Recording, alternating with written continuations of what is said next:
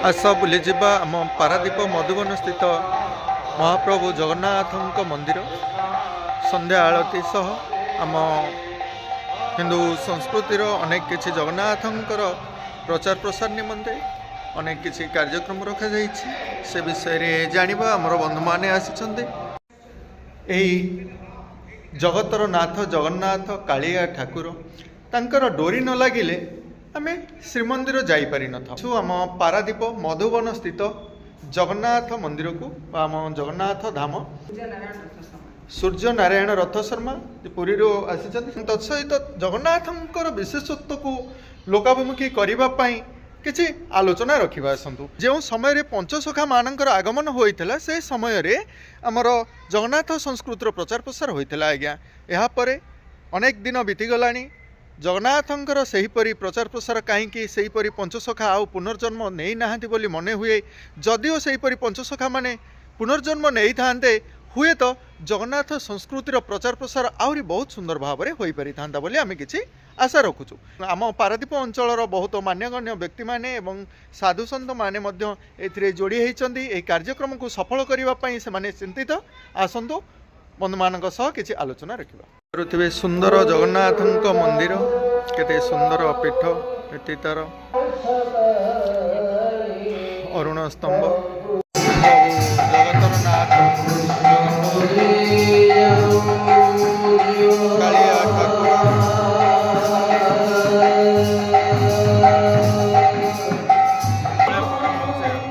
भागवत पाठ सहित भजन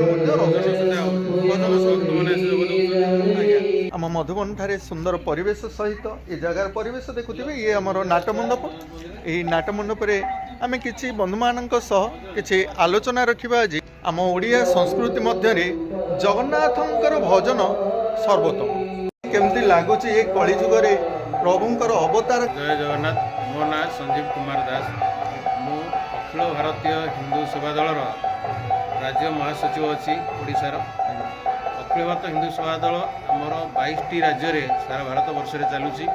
ओडिशा रे 5 वर्ष पूर्व कोरोना समय जस्ट आरंभ होइतिला प्रोग्राम होइची। ता परठानु एबे करिवार अछि एबे हेइनी समय वर्तमान आमे चली सब आड़े प्रत्येक ओडिशा रे सब जगह रे अछन जो माने मरन ताकू एकजुट करिकी आमे केमते आगामी दिन आसंता मास किंबा एप्रिल मास 2-3 मास भितर ओडिशा रे गोटे बड़ मीटिंग करियो बोली सम्मेलन करू बोली हमर योजना चलीची। आर बेसिक होची कोन कोन आम जगन्नाथ हिंदू संगठन आमर मठ मंदिर उन्नतीकरण आमर जो भागवत टुंगीर प्रतिष्ठा आमर दाबी गोटे सहीटा अच्छी। तापर धर्म जागरण सांस्कृतिक माने लोक पाखे जो भेदभाव बर्तमान होची आजिकल युव समाज उच्छृंखल होती मद मासिज खाई से लुटतराज करुँच ड्रग्स निशारे कबलित होती फल बहु अमूल्य जीवन नष्ट होफल निरीह बापा माँ मानकर पितृ शोक कि युव समाज आमर गोटे सचेतनता वार्ता बर्तमान ये दिहब। तापर सबुआड़े ओडिशा सारा यार प्रचार प्रसार कि जगन्नाथ संस्कृतिर बर्तमान कर आम प्रयास जारी रखीचु। तेणु आगामी दिन में आम केमी यहाँ सुचारू रूप करूँ से आम समस्त सहयोग कामना करुचु। आज बर्तमान आसी डॉक्टर अरुण पाणी आगामी दिन पारादीप में गोटे बड़ धरण समावेश हाँपाई योजना चली। तेणु से मत निमंत्रण करते मुझे आसी पहुँची ये मंदिर पाखे और सार सागे देखाला आ पदे दीपद कथोपकथन भितर जहाँ बहुत खुशी लगे जगन्नाथ सी भी रीतिमत आसुँच जो जहाँ देखिले यूट्यूब मध्यम से लोकलोचन को आणुँच से धन्यवाद जनाऊँ। जय जगन्नाथ जय जगन्नाथ। शास्त्र मत से बारण कराई मानुना गो मांस भक्षण करवा बर्तमान देखिए समस्ते आम हिंदू मैंने दायी। तेणु जो बर्तमान गोरु बिकुचे आम हिंदू मैंने आम बिकुचे से लोक मानक दौचे। तेणु जो गाड़ी वाला को आम धरुचे पुणी किए पैसा पत्र देला आम खसिकी से आसुचे। तेणु ये हिंदू संगठन जब जागृत हम समस्ते गोमाता निज माता भली भावे जड़े पूजा करेंगे तेणु से मनोभाव जो रहा जो गोहत्या बंद हम गोचालाण बंद हो ना एमती खाली समस्ते गोहत्या बंद कर कहले किसी तार लाभ किसी हेनी नहीं। आज्ञा आम गोहत्या आड़क जदि जीवा आम जगन्नाथ संस्कृति आमको शिखई जदि कहार मन में आम कष्ट दबा तो पाप कहुए। जदि पाप ताहले गोमाता को आम मारुचे केमती ता कौन बड़ पाप नुहे कि? निश्चय एटा विराट बड़ अपराध सेटा गोटे किंतु लोक माने लोक निजे सचेतन हवा दरकार। सचेतन तो कहूँ समस्ते जानुंट कि जाणी शुणी भूल करुँच ତେଣୁ ସେମାନଙ୍କୁ ଏଇ ବିଭିନ୍ନ ପ୍ରକାର ସଭା ସମିତି କରି ତାଙ୍କର ଆୱାରନେସ୍ ମିଟିଂ ଗୋଟେ କରାଯିବ, ତାଙ୍କ ମଧ୍ୟରେ ସଚେତନତା ଜାଗ୍ରତ କରାଯିବ। କରାଗଲା ପରେ ଯାହା କିଞ୍ଚିତ ପ୍ରଭାବ ପଡ଼ିବ, ନହେଲେ କିଛି ଲାଭ ହେବନି। ସମସ୍ତେ ଜାଣୁଛନ୍ତି କିନ୍ତୁ ସେଇ ଅନ୍ୟାୟ ପଥରେ ବ୍ରତୀ ହେଉଛନ୍ତି ଏ କାମ ବି ସେଇଟା କରୁଛନ୍ତି। ଲୋକ କଥାରେ ତ ଆଜ୍ଞା କହି ଆସୁଛନ୍ତି ଖାଦ୍ୟ ଖାଦକ, ଏଥିରେ କ'ଣ କରାଯିବ? ଇଏ ଗୋଟେ ବଡ଼ ସମସ୍ୟାରେ ମଣିଷ ପଡ଼ିଯାଉଛି। କହୁଛନ୍ତି ଅତୀତରେ ଲୋକମାନେ କ'ଣ ଖାଉଥିଲେ? ଗୋ ସେବା ବା ଗୋରୁଙ୍କର ସେବା ଯେଉଁ କରିବାର ବନ୍ଧୁମାନେ ନିଷ୍ପତ୍ତି ନେଇଛନ୍ତି, ସେ ଏକ ଉତ୍ତମ ଚିନ୍ତାଧାରା ବନ୍ଧୁମାନଙ୍କର। ଗୋ ହୁଅନ୍ତୁ, ଗୋମାତା ହୁଅନ୍ତୁ କିମ୍ବା ପ୍ରତ୍ୟେକ ପ୍ରାଣୀ ଭିତରେ ଭଗବାନ ବିଦ୍ୟମାନ କରିଛନ୍ତି। ତେଣୁ କୌଣସି ପ୍ରାଣୀକୁ କଷ୍ଟ ଦେବା ଉଚିତ ନୁହେଁ ବୋଲି ଯାହା ଆମେ ଚିନ୍ତା କରୁଛୁ। ବିଚାର କରନ୍ତୁ ଆପଣମାନେ। ଜଗନ୍ନାଥ ସଂସ୍କୃତିର ପଞ୍ଚସଖା ମାନେ ଆସିଥିଲେ ଆଜ୍ଞା, ପ୍ରଚାର ପ୍ରସାର କରିଯାଇଛନ୍ତି। ପୁନର୍ବାର ସେମାନଙ୍କର ଜନ୍ମ ହେବ ବୋଲି କିଛି ଲେଖା ଅଛି, କିଛି ଲୋକମତରେ ମଧ୍ୟ କୁହନ୍ତି, କିଛି ବିଶ୍ୱାସ ମଧ୍ୟ ଆମର ରହିଆସିଛି। ଏ ବିଷୟ ଟିକେ କହିବେ। ଆମେ ତ ବିଶ୍ୱାସରେ ଆମେ ଭଲ ନେଉଛେ, ଆମେ ବିଶ୍ୱାସରେ ବଞ୍ଚିଛେ। ତେଣୁ ଯେଉଁଟା ସାଧୁ ସନ୍ତମାନେ ମୁନି ଋଷିମାନେ ଆଗରୁ କହିଦେଇଛନ୍ତି, ତ୍ରିକାଳଦର୍ଶୀମାନେ ତାଙ୍କ କଥା ଅବଲମ୍ବନ କରି ଆମକୁ ବାଧ୍ୟ ହୋଇ ବିଶ୍ୱାସ କରିବାକୁ ପଡ଼ୁଛି। ତେଣୁ ଭବିଷ୍ୟତରେ କ'ଣ ସେଇଟା ହେବ, ମନୁଷ୍ୟମାନେ ପୁଣି ତାଙ୍କର ପୁନର୍ଜନ୍ମ, ସେମାନେ ଜନ୍ମ ବିଭିନ୍ନ କେଉଁ ଜନ୍ମରେ ଆସିବେ କି ଆମର କରିବେ, ଆମର ଯେଉଁ କଳ୍କି ଅବତାର କଥା କହୁଛନ୍ତି, ବାରବାଟେ ଖନ୍ଦା ବୁଲିବ, ଛତିଆ ବଟରେ ମାନେ ଇଏ କରିବେ। ତେଣୁ ଆମେ ସବୁ ବିଶ୍ୱାସ କରୁଛେ। ତେଣୁ ଯେହେତୁ ହିନ୍ଦୁ ସଂଗଠନ ସେମାନେ ବହୁତ ମାନେ ଧର୍ମ ବିଶ୍ୱାସୀ ଲୋକ, ବିଶେଷ କରି ଆମ ଓଡ଼ିଶାର ଲୋକମାନେ ବହୁତ ଧର୍ମ ବିଶ୍ୱାସୀ ଲୋକ। ସେମାନେ ଆମର ଅନ୍ୟ ଗତି କିଛି ନାହିଁ, ବିଶ୍ୱାସ କରିବାକୁ ଆମେ ବାଧ୍ୟ ହେଉଛୁ। ତ ସେଇ ବିଶ୍ୱାସରେ ଆମର ଅଛି ମଣିଷ ଦେହ ଦିବ୍ୟ ଜ୍ଞାନ ଭଗବାନ। ତେଣୁ ମଣିଷ ଆମ ଦେହରେ ଜ୍ଞାନ ଅଛି, ଭଗବାନ ଦେଇଛନ୍ତି। ତେଣୁ ଆମେ ତାର ସଦୁପଯୋଗ କେମିତି କରିବା, ଲୋକଙ୍କୁ ଠିକ୍ ଭାବରେ ବୁଝେଇବା, ଏ କରିବା, ଲୋକ ଜାଣିବେ। ତେଣୁ ଲୋକ ଯିଏ ଖରାପ ହେବ ଆମେ ତାଙ୍କୁ ଭଲ ବାଟକୁ ଆଣିବାକୁ ଚେଷ୍ଟା ଆମେ କରିବା। ଆମର ପ୍ରାଣପଣ ଲାଗି ଆମେ ତାଙ୍କୁ ଲୋକଙ୍କୁ ଆସିବେ, ତାଙ୍କୁ ସଚେତନ କରିବା ପାଇଁ ଆମେ ବ୍ରତୀ ହେବା। ହଉ ଆଜ୍ଞା, ସାର୍ ଆସିଲେ ପରେ ଆଲୋଚନା ରଖିବା। ବହୁତ ବହୁତ ଧନ୍ୟବାଦ।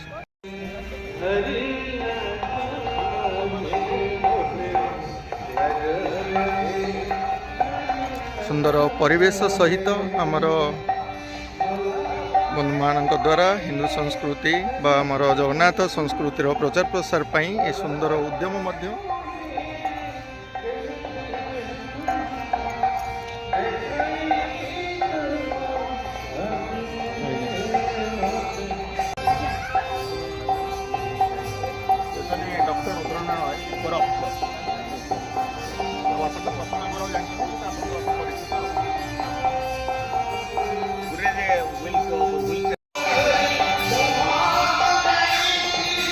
ଆମର ପୁରୀରୁ ଆସିଛନ୍ତି ମହାପ୍ରଭୁଙ୍କ ଦର୍ଶନ।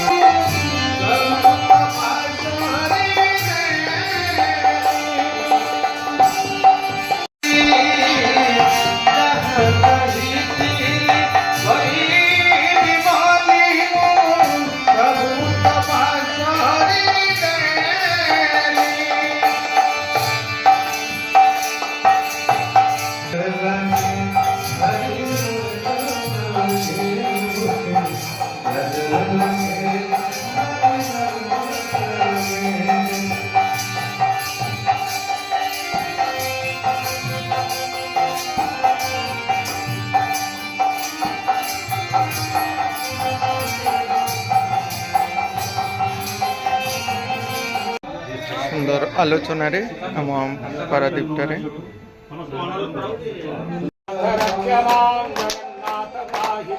Jagannath ରକ୍ଷ ma'am, Jagannath ପାହି ma'am. ଜୟ ଜୟ ଜଗନ୍ନାଥ, ଜୟ ଜୟ ଜଗନ୍ନାଥ, ଜୟ ଜଗନ୍ନାଥ, ଜୟ ଜୟ ଜଗନ୍ନାଥ, ଜୟ ଜୟ ଜଗନ୍ନାଥ, ଜୟ ଜୟ ଜଗନ୍ନାଥ।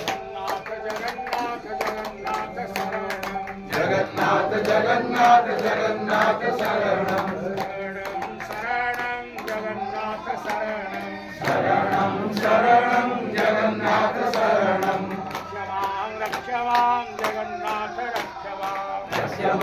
रक्ष मां जगन्नाथ रक्ष मां। ये आउचे आमर प्रधान लक्ष्य। से लक्ष्य को आधार करी आज की 40 वर्ष धरी आम समग्र भारत वर्ष रे विभिन्न स्थान में महाप्रभुंर यही कार्यक्रम कर दीर्घ 7-8 वर्ष हम माँ भगवती दुर्गा माँ विग्रह प्रतिष्ठा उत्सव होता पारादीप में बाबू मान प्रस्ताव देते गोटे प्रभुंर गोटे कार्य करूँ जहाँ 10 वर्ष पर पछे हो महाप्रभु से कथा शुणी निर्देश ना कि हम ଆପଣମାନେ ସମସ୍ତେ ମଧ୍ୟ ମନେ ରଖିବା ଉଚିତ, ଜାଣିବା ଦରକାର। ଆଜି ଆମେ ପ୍ରଥମ ଆଲୋଚନାରେ ବସିଛେ, ଫେର ଶେଷ ଦିନ ମଧ୍ୟ ଏଇ କଥା ମୁଁ ଆପଣମାନେ ଅନୁଭବ କରିବି। ଏ କାର୍ଯ୍ୟ ମହାପ୍ରଭୁଙ୍କର, ଏ କାର୍ଯ୍ୟରେ କୌଣସି ବ୍ୟକ୍ତି ବିଶେଷରେ କୌଣସି ପ୍ରାଧାନ୍ୟ ଏଠାରେ ନାହିଁ। ଆପଣ ଯେତିକି, ମୁଁ ସେତିକି, ସିଏ ସେତିକି, ସମସ୍ତେ ଗୋଟିଏ ଧାରାରେ ବସିବାକୁ ପଡ଼ିବ। ତେଣୁ ମହାପ୍ରଭୁ ଇଚ୍ଛା କଲେ ସବୁ ସହଜ ହେଇଯିବ। ସେହିପରି ଭାବରେ ଆମେ ନିଷ୍ଠାର ସହିତ କାର୍ଯ୍ୟକୁ ଆଗକୁ ନେବାକୁ ପଡ଼ିବ। ଆପଣ ଜାଣିଥିଲେ ପଣ୍ଡିତ ସଦାଶିବ ଶର୍ମା ଥିଲେ, ଏଠି ଗୋଟେ ଚାରଣର ଅଧିବେଶନ ହେଇଥିଲା, ରାଜ୍ୟସ୍ତରୀୟ ଅଧିବେଶନ ହେଇଥିଲା। ସେଇ ଦିନଠୁ ଗୋଟେ କଳ୍ପନା ଆଜି ପର୍ଯ୍ୟନ୍ତ ଅଛି, ଏଠି ଗୋଟେ କାର୍ଯ୍ୟକ୍ରମ କରିବା ପାଇଁ। ହଁ ହଁ, ଏମି ସ୍କୁଲରେ ହେଇଥିଲା। ଠିକ୍ ମନେ ସେଠାରେ ଥିଲେ ରଥଶର୍ମା, ସଦାଶିବ ଶର୍ମା ସଦାଶିବ ତେଣୁ ସେ ସମୟରେ ଗୋଟେ ଆଲୋଚନା ଅଛି, ଆଜି ମହାପ୍ରଭୁଙ୍କର ବୋଧେ ବରାଦ ହେଲା ଏ କାର୍ଯ୍ୟକ୍ରମ କରିବା ପାଇଁ। ମୁଁ ଜାଗାଟିଏ ମଧ୍ୟ ଦେଖିଲି, ଜାଗାଟି ସର୍ବୋତ୍ତମ ଜାଗା ଅଛି ପ୍ରଭୁଙ୍କ କାର୍ଯ୍ୟ କରିବା ପାଇଁ। ସେ ଜାଗା ହେଉଛି ସର୍ବୋତ୍ତମ ଜାଗା। ଏଠି ଆମର କାର୍ଯ୍ୟ କ'ଣ ହବ? ମହାପ୍ରଭୁଙ୍କର 32 ଗୋଟି ବେଶ ଶୃଙ୍ଗାର ଅଛି। ଜଗନ୍ନାଥଙ୍କ କାର୍ଯ୍ୟ ଟିକେ ଭୁଲ ଭାଲ ହେଇଗଲେ ଆପଣମାନେ ଜାଣିଛନ୍ତି ଆଜିକାଲି ସେନ୍ସିଟିଭ୍ କେତେ, କେଉଁଠି କ'ଣ ପ୍ରଚାର ପ୍ରସାର ହେବ ନା ଆମେ ସବୁ ଖତ ଫସର ଖାସିଯିବୁ। ମହାପ୍ରଭୁଙ୍କର ସମସ୍ତ ବେଶ ଶୃଙ୍ଗାର ଏଠି ଏକ୍ଜିବିସନ୍ ହେବ। ମହାପ୍ରଭୁ କ'ଣ ଖାଉଛନ୍ତି ପ୍ରତିଦିନ, ସକାଳ ଧୂପରେ କ'ଣ ଖାଉଛନ୍ତି, ଗୋପାଳ ବଲ୍ଲଭରେ କ'ଣ ଆମେ ଶୁଣିଛେ ନା। ଆଉ ବଜାରକୁ ଗଲେ ଆମେ କ'ଣ କିଣିକି ଆମେ ଦେଖିଛେ, ଜାଣିଛେ। 56 ପ୍ରକାର ଭୋଗ ଆପଣଙ୍କୁ ନାଁ ମଧ୍ୟ ଆମେ ଜାଣିନେ। ବିବିଧ ବେଶ, ଯୋଉ ବେଶ ମହାପ୍ରଭୁଙ୍କର ହୁଏ, ସେ ବେଶର ଗୋଟେ ଏକ୍ଜିବିସନ୍ ହେବ। ମାନେ 32 ଜଗନ୍ନାଥ, 32 ବଳଭଦ୍ର, 32 ସୁଭଦ୍ରା, 32 ସୁଦର୍ଶନ, 32 ଦୁଗୁଣେ 64 ଲକ୍ଷ୍ମୀ ସରସ୍ୱତୀ ମାଧବ, ଏ ସମସ୍ତ ବିଗ୍ରହ ମାନେ ଆସିବେ। ଏ ସମସ୍ତ ବିଗ୍ରହ ମାନଙ୍କର ଗୋଟେ ଏକ୍ଜିବିସନ୍ ହେବ। 32ଟି ବେଶ, 56 ଭୋଗ। ମହାପ୍ରଭୁଙ୍କର ପୂଜାରେ ସବୁ ଯନ୍ତ୍ର ମଣ୍ଡଳ ଯାହା ଯାହା ଜଗନ୍ନାଥ ମନ୍ଦିରକୁ ଯିଏ ଆ ଭିତରକୁ ଆସିବ, ସେ ଜାଗାକୁ ସିଏ ଅନୁଭବ କରିବୁ ମହାପ୍ରଭୁଙ୍କ ମନ୍ଦିରକୁ ଆସିଛି। ସେମିତି ଏଠି ତାଳି ମାରିକିରି, ହୁଇସିଲ୍ ମାରିକିରି, ବେଲୁନ ଆଇସ୍କ୍ରିମ୍ ଖାଇବା ଜାଗା ସିଏ ହବ। ଯିଏ ଆସିବେ ସିଏ ମହାପ୍ରଭୁ ତା ଅନୁଭବ, ଆମେ କହିଦେଲେ ତ ହବନି, ସିଏ ଅନୁଭବ କରିବାର ଅଛି ଯେ ମୁଁ ମହାପ୍ରଭୁ ଦର୍ଶନ କଲି ଏଠି ଆସି। ସେ ଭାବରେ ଆମେ ଏଠି କରିବା। ଦାନ୍ତ ଏମିତି ଘଷନ୍ତି, ସମସ୍ତ ଲାଇଭ ସେଥିରେ ସବୁ କାର୍ଯ୍ୟ ହବ, ପ୍ରାକ୍ଟିକାଲ ସବୁ ହବ, ଥିଓରି କିଛି ନାହିଁ ତା ଭିତରେ। ତେଣୁ ଏଇ କାର୍ଯ୍ୟକ୍ରମ କରିବା ପାଇଁ ଆମକୁ 2 ମାସ ସମୟ ଲାଗିବ। ଏକ୍ଜିବିସନ୍ ସେଣ୍ଟରରେ ସବୁ ଏଇ ପ୍ରକାର ହିଁ ରହିବ।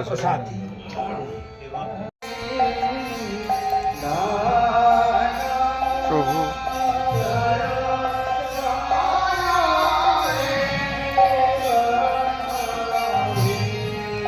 ଏଇଠାରେ ସୁନ୍ଦର ଭୋଜନର ବ୍ୟବସ୍ଥା ମଧ୍ୟ ରହୁଛି ବନ୍ଧୁମାନଙ୍କ ଦ୍ୱାରା ଆମ ଏଇ ପାରାଦୀପ ଜଗନ୍ନାଥ ମନ୍ଦିରରେ।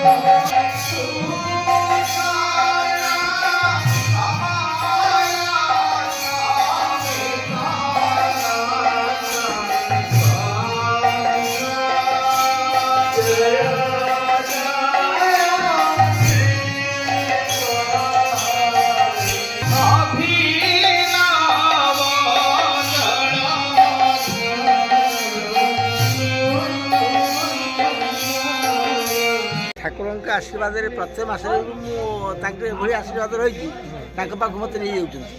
ଆଚ୍ଛା ମାନେ ଯେମିତି ଅଛି କି ଆମର ଡୋରି ଲାଗିଲେ ଆମେ ଯାଇଥାଉ, ଆଜ୍ଞା ସେମିତି ଆପଣ ମଧ୍ୟ ପ୍ରତ୍ୟେକ ମାସରେ ସେ ମୋତେ ଧାମକୁ ନେଇଯାଆନ୍ତି। ଆଚ୍ଛା ଡୋରି ଲାଗିଲେ ଆମେ ଯାଇଥାଉ। ଟିକେ ବନ୍ଧୁ କହିବେ, ଲୋକ କଥାରେ ମଧ୍ୟ ପ୍ରଚାରିତ ଅଛି, ଆମେ ମଧ୍ୟ ଜାଣିଛୁ ଡୋରି ଲାଗିଛି କାଳିଆର ସେଥିପାଇଁ ପୁରୀ ଯିବ, ଡୋରି ନ ଲାଗିଲେ ଯାଇପାରିବ ନାହିଁ। ରଥଯାତ୍ରାରେ ବାହାରିଥିଲେ ମଧ୍ୟ ଆମେ ଯାଇପାରୁନାହୁଁ। ଏ ଯେଉଁ ପରିକଳ୍ପନାଟି ଆମେ ଚିନ୍ତା କରୁଛେ ଏଇଟା ସତ୍ୟ ନା ଏଥିରେ ଆଉ କିଛି ଲୋକମତ ଅଛି? ମୋରି ଗାଁରୁ ମୋର ପଡ଼ୋଶୀମାନେ ସେମାନେ କୋଟିପତି ଅଛନ୍ତି। ଆଜ୍ଞା ମୋ ଅନୁଭୂତିକୁ ଯେତିକି ଲାଗି ନାଇଁ ଡୋରି ଲାଗିବାଟା ସତ୍ୟ ଯେତେ କିନ୍ତୁ ଆମ ଚେଷ୍ଟା ନ କଲେ ଆମେ ଯାଇପାରିବା। ମୋ ମତରେ କ୍ଷୁଦ୍ର ମତରେ ମୁଁ କହୁଛି ଆମେ ଚେଷ୍ଟା ନ କଲେ ତାହାକୁ କେବେ ଯାଇପାରିବା। ଚେଷ୍ଟାଟା କେମିତି ଆସିବ ଆଜ୍ଞା? ଆମର ଭକ୍ତି ଆସିଲେ ତ ଡୋରି ଲାଗିବ। କାଳିଆର ଡୋରି ନ ଲାଗିଲେ ଆମେ ଯାଇପାରିବାନି ନା। ଆପଣ ପୁରୀ ଯାଇପାରନ୍ତି, ଆଜ୍ଞା ପୁରୀ ଯାଇପାରନ୍ତି କିନ୍ତୁ ଠାକୁରଙ୍କ ଡୋରି ନ ଲାଗିଲେ ଠାକୁର ଦେଖିପାରିବେ, ଦର୍ଶନ କରିପାରିବା ନାହିଁ। ଦର୍ଶନ କରିପାରିବେ। ଆଚ୍ଛା ଆପଣ ଏଇଟା ଅନୁଭବ କରିଛନ୍ତି? ନାଇଁ ଆପଣ ଅନୁଭବ କରିଛନ୍ତି କେବେ? କରିଛନ୍ତି? ଯାହା ହଉ ବନ୍ଧୁ, ଆମ କୁନି ଭକ୍ତମାନେ ଅଛନ୍ତି, ଆସ ଜାଣିବା। ତମେ ଜଗନ୍ନାଥଙ୍କୁ ଜାଣିଛ? ତମେ କହିଲ କୁନି ଭକ୍ତମାନେ, ଯାହା ହଉ ଧନ୍ୟବାଦ ଧନ୍ୟବାଦ, ବହୁତ ଧନ୍ୟବାଦ। ବାବା ଆଜି ଆସିଛନ୍ତି ଜଗନ୍ନାଥ ସଂସ୍କୃତିର ପ୍ରଚାର କରିବା ପାଇଁ, କାହିଁକି ନା ଉଦୟଭଟ୍ଟ ହିଁ ତ ଆଜ୍ଞା ମାଳିକା ବର୍ଣ୍ଣିତ ପୀଠ ନା, ତ ସେଇଠାରେ କଳ୍କୀଙ୍କର ଲୀଳା ଆରମ୍ଭ ହୋଇବ ଏବଂ ଜଗନ୍ନାଥଙ୍କର ପ୍ରଚାର ପ୍ରସାର ହେବ ବୋଲି ତ ବାର୍ତ୍ତା ଅଛି ନିଶ୍ଚିତ। ତ ସେଥିପାଇଁ ଆମେ ଆଶା କରୁ ଆଜିର ଏଇ ଯେଉଁ ଶୁଭ ଉଦ୍ଘାଟନ ବା ଶୁଭ ପରିକଳ୍ପନା ବନ୍ଧୁମାନେ ରଖିଲେ ଏହା କ'ଣ କଳିର ଅନ୍ତର କିଛି କାରଣ ହୋଇଥାଇପାରେ ବୋଲି ଟିକେ ସେ ବିଷୟରେ କୁହନ୍ତୁ ଆଜ୍ଞା। ମହାପ୍ରଭୁଙ୍କର ଲୀଳା ଲେଖା ଅଛି, ଯେଉଁଟାକି ଆମର ଗ୍ରନ୍ଥରେ ଉଦୟଭଟ୍ଟ ପାରୁଛୁ ଲୀଳା ଉଦୟ ହେବ ଅନାହତ ଧ୍ୱନି ସବୁରେ ଚିନିପୁର ଖୋଜ। ଅର୍ଥାତ୍ ଏ ଯେଉଁ ଆଜିର ବୈଠକୀର ମୂଳ ସୂତ୍ର ହେଉଛି ଅନାହତ ଧ୍ୱନି ଅର୍ଥ ଏ ପ୍ରଚାର ପ୍ରସାର। ପ୍ରଥମେ ପ୍ରଚାର ପ୍ରସାର ସବୁ ସଜାଗ ହେଉଛି କେବଳ କଳ୍କୀ ମହାପ୍ରଭୁଙ୍କ ଜାଗ୍ରତ ପାଇଁ। ମହାପ୍ରଭୁ ଆସି ବିଶ୍ୱରେ ଲାଗିଥିବା କଳଙ୍କକୁ ଧ୍ୱଂସ କରିବେ, ସତ୍ୟତା ପ୍ରକାଶ କରିବେ, ପରସ୍ପର ସ୍ନେହ ଶ୍ରଦ୍ଧା ଭରିପୁର ରଖିବେ। ଏହାର ଉଦ୍ଦେଶ୍ୟ ହିଁ ଆଉ ଅଲଗା କିଛି ନୁହେଁ। ତେଣୁ ପାଇଁ ବିଭିନ୍ନ ପ୍ରକାର ଯେମିତି ଆମର ଗୋଟେ ଶବ୍ଦ ଅଛି, ଲୋକେ ଜାଣିବାକୁ ଭାତ ତରକାରୀ, ଏ କଥା ଦୁର୍ଜନ ଯେତେ ଥିଲେ ଭିକାରୀ, ପାପ ଛଡ଼ାଇବା ପାଇଁ ପାପି ଆସିଲେ ମହାପ୍ରସାଦକୁ ଖାଇ ପାପ ଛଡ଼େଇଲେ। ତା ମାନେ ନୁହେଁ ଯେ ସେଇଟା ମାନସିକତା। ମହାପ୍ରସାଦ ଗୋଟେ ମାନସିକତା ରହିଯାଇଛି ଯେ ଏ ମହାପ୍ରସାଦ ଟିକେ ପାଇଦେଲେ ହୁଏ ତୁମ ଆତ୍ମା ସାନ୍ନିଧ୍ୟ ମୁଖ୍ୟ ହେଇଯିବ, ସାନ୍ନିଧ୍ୟ ଲାଭ করে। এই ଯେଉଁ ଜିନିଷ ସବୁ ରହିଛି ନିଶ୍ଚିନ୍ତ ଯେଉଁ ସମୟ ନ ଆସିଲେ କିଛି ହେବନି, ସମୟର ସଂକେତ ଏସବୁ। ଆଜ୍ଞା ଆପଣ ଯାହା ଦେଖୁଛନ୍ତି ଆଜି ଏସବୁ ସମୟର ସଂକେତ, ମହାପ୍ରଭୁଙ୍କର ଲୀଳା। ବହୁତ ସୁନ୍ଦର ବାର୍ତ୍ତା ଆଜ୍ଞା, ବହୁତ ବହୁତ ଧନ୍ୟବାଦ। ପାଦ ଛୁଇଁବେନି, ଆପଣ ଟିକେ କହିବେ ପାଦ କାହିଁ ଛୁଇଁବେନି? ଆମେ ତ ଶିକ୍ଷା ପାଇ ଆସୁଛୁ ପାଦ ଛୁଇଁବା ପାଇଁ, ଟିକେ କହିବେ। ପାଦ ଛୁଇଁବା ବାବଦରେ କିଛି ଲୋକଙ୍କର ଧାରଣା ଅଛି। ମୋ ମତରେ କହିବା ବାବଦରେ ହେଉଛି ପାଦ ଛୁଇଁବା ଉଚିତ। ପାଦ ଯଦି ମହତ ଲୋକଙ୍କର ପାଦ ସ୍ପର୍ଶ କରିବାନି, ଆଉ କାହାର ପାଦ ସ୍ପର୍ଶ କରିବା। କିନ୍ତୁ ପାଦ ସ୍ପର୍ଶକୁ ଯଦି କିଛି ଲୋକ କହୁଛନ୍ତି ଯେ ଭାବନ୍ତି, କିଛି ଲୋକଙ୍କ ଧାରଣା ଥାଏ ଯେ ପାଦ ଛୁଇଁଲେ କାଳେ କିଛିର ସେଇ ଲୋକଙ୍କର କିଛି ସହଜାତ ଗୁଣ ବା ରୋଗ ଶରୀରକୁ ପ୍ରବେଶ କରିଯାଏ ବୋଲି କିଛି ଲୋକଙ୍କ ଧାରଣା ଅଛି। ଏହା ବ୍ୟତୀତ ଅଲଗା କିଛି। ଧନ୍ୟବାଦ ଆଜ୍ଞା। ଦ୍ୱାପରରେ କାହ୍ନା, ଆମର ତ ଜଗନ୍ନାଥ ମୂଳେ ବର୍ତ୍ତମାନ ତ କାହ୍ନାଙ୍କୁ ହିଁ ଭାଗବତ ଡାକୁଛେ, ଭାଗବତ ପାଠ କରୁଛେ ଜଗନ୍ନାଥ ପୀଠରେ। 16 ନନ୍ଦକଳାଙ୍କୁ ଜଗନ୍ନାଥଙ୍କର ପ୍ରଚାର ପ୍ରସାର ପାଇଁ ଯେଉଁ ଭକ୍ତମାନଙ୍କର ସମାଗମ, ତା ଉପରେ ଟିକେ କହିବେ କ'ଣ? ଆମେ କାର୍ଯ୍ୟକ୍ରମରେ ସାମିଲ ହେଇ ଆମକୁ ବହୁତ ଖୁସି ଲାଗିଲା ଏବଂ କାର୍ଯ୍ୟ କରିବା ପାଇଁ ବି ଆମକୁ ପ୍ରେରଣା ମିଳିଲା, ଆଗ୍ରହର ସହିତ କରିବା ପାଇଁ ବି ଆମେ ଉତ୍ସୁକ ଅଛୁ। ଆଉ ଏ ତ ସମସ୍ତଙ୍କ ସହଯୋଗରେ ହିଁ ହେବ ନା, ଆମେ ତ ଜଗନ୍ନାଥ ପ୍ରେମୀ, ଆମେ ବି ସେଇ କୃଷ୍ଣ ଭାଗବତ ପରିବାର ଲୋକ। ତେଣୁ ଆମେ ଜଗନ୍ନାଥ ସେ ଯେମିତି କାନକୁହା ଠାକୁର କହନ୍ତି, ଆମର କୋଟି ଓଡ଼ିଆର ମୌଡ଼ମଣି। ତେଣୁ ସେ ତ ତାଙ୍କ କାମ କରିବା ପାଇଁ ଆମେ ଉତ୍ସୁକ ଅଛୁ। ତାଙ୍କ ବିନା ଅନୁମତିରେ ତ କିଛି ହୁଏନି ନା, ତ ତାଙ୍କର ଅନୁମତି ହେଲା ତ ପାରାଦୀପରେ ନୂତନ ଭାବରେ କିଛି ଜଗନ୍ନାଥଙ୍କର ସଂସ୍କୃତିର ପ୍ରଚାର ପ୍ରସାର କରାଯିବ, ନାଇଁ କି ମା? ବହୁତ ବହୁତ ଧନ୍ୟବାଦ। ପ୍ରଚାର ପ୍ରସାରରେ କ'ଣ କମି ରହିଗଲା କି ଆଜ୍ଞା? ନା ନାଇଁ, ପ୍ରଚାର ପ୍ରସାର ଯେଉଁଭଳି ପ୍ରସ୍ତୁତି ପର୍ବ ହେଲା, ମୁଁ ଏଭଳି ପ୍ରସ୍ତୁତି ପର୍ବ ଦେଖିନି। କାରଣ ସାଧାରଣ ପ୍ରସ୍ତୁତି ପର୍ବ ପ୍ରାୟ 5,000 ଲୋକଙ୍କ ପାଇଁ ଯେଉଁ ପ୍ରଭୁଙ୍କ ପ୍ରସାଦ ବ୍ୟବସ୍ଥା, ତାପରେ ଆମର ବରିଷ୍ଠ ପ୍ରବଚକ ରଥ ଶର୍ମା ମହୋଦୟ ତାଙ୍କ ବକ୍ତବ୍ୟରେ କହିଲେ ପାରାଦ୍ୱୀପରେ ଏଭଳି ଭାବେ ବିଷ୍ଣୁ ଯଜ୍ଞ ହେବ ଯେଉଁଠିକି ଆପଣ ବିଷ୍ଣୁ କ'ଣ ଜାଣିବେ। ବିଷ୍ଣୁଙ୍କ ଯେଉଁ ଆମର ଟେମ୍ପୋରାରୀ ମନ୍ଦିର କରାଯିବ ଯଜ୍ଞସ୍ଥଳ, ଯେକୌଣସି ଭକ୍ତ ପ୍ରବେଶ କଲେ ସେ ନିଜେ ଯଦି ଅନୁଭବ ନ କରିବ ଯେ ଆମେ ଏଇଠି ପୂଜା କରୁଛୁ, ଯଜ୍ଞ କରୁଛୁ, ଏଠି ପ୍ରଭୁ ଅଛନ୍ତି, ତାହେଲେ ଆମେ ପୂଜା କାହିଁ କରିବା। କିନ୍ତୁ ସେଇ ଭାବରେ ସେ ପ୍ରସ୍ତୁତି ନେଇଛନ୍ତି। ପ୍ରଭୁ କ'ଣ ଖାଆନ୍ତି, କ'ଣ ପିନ୍ଧନ୍ତି, କେଉଁ ସମୟରେ କ'ଣ ପିନ୍ଧନ୍ତି, କେଉଁଥିରେ କ'ଣ ପିନ୍ଧନ୍ତି, ତାଙ୍କର ରହିବା, ଖାଇବା, ପିନ୍ଧିବା, ଯାବତୀୟ ନିତ୍ୟକର୍ମ 32 ପ୍ରକାର ସିଷ୍ଟମ୍ ପର୍ ଡେ। ଦୈନିକ ସେ 32 ପ୍ରକାର ରୂପ ଧାରଣ କରିବେ। ପୁରୀ ଏବଂ ଓଡ଼ିଶା ବାହାରୁ ମଧ୍ୟ ବହୁତ ସାଧୁସନ୍ଥ ଆସିବେ, ପ୍ରଚାର ପ୍ରସାର କରିବେ, ପ୍ରବଚନ ଦିଆଯିବ। 9 ଦିନ ବ୍ୟାପୀ ଏଠି ଅନ୍ନ ଯଜ୍ଞର ମଧ୍ୟ ପ୍ରଭୁଙ୍କ ତରଫରୁ ବ୍ୟବସ୍ଥା କରାଯାଏ ବୋଲି ପଣ୍ଡିତ ରଥ ଶର୍ମା କହିଛନ୍ତି। ସେ ଗୋଟେ ସୁନ୍ଦର କଥା କହିଛନ୍ତି, ପ୍ରଭୁ କ'ଣ, ଜଗନ୍ନାଥ କ'ଣ, ପାରାଦ୍ୱୀପ ଅନ୍ତେବାସୀ ତଥା ଏ ଅଞ୍ଚଳର ସମସ୍ତ ବସବାସ କରୁଥିବା ସମସ୍ତ ବ୍ୟକ୍ତି ବିଶେଷ ଅନୁଭବ କରିବେ ପ୍ରକୃତ ପ୍ରଭୁ ଅଛନ୍ତି କି ନାହିଁ।